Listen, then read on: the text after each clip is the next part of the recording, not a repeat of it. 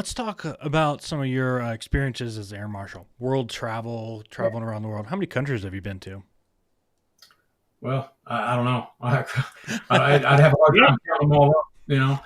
I know when I retired, they gave me a little slip of paper. Our operations center printed out a little slip of paper, and it gave me my total miles in the air over the course of 19 years, and it was 2.4 million miles that I flew.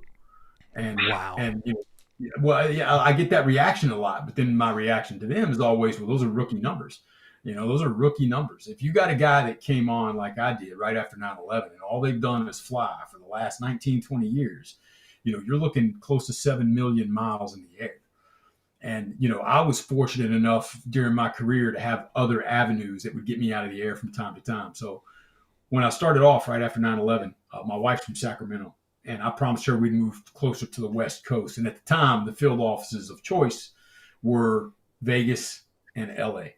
And I had no inclination to go to LA. So we moved to Vegas. It's an 8-hour drive from Sacramento. And, it was great. I loved it there.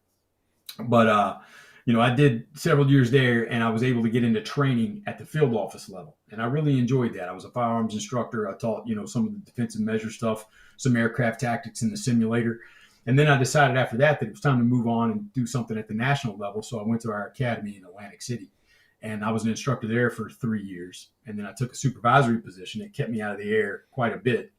And then when I ended my career, though, I was in the Cleveland field office as a supervisor.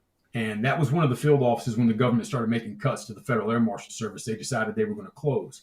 We all had to find new homes.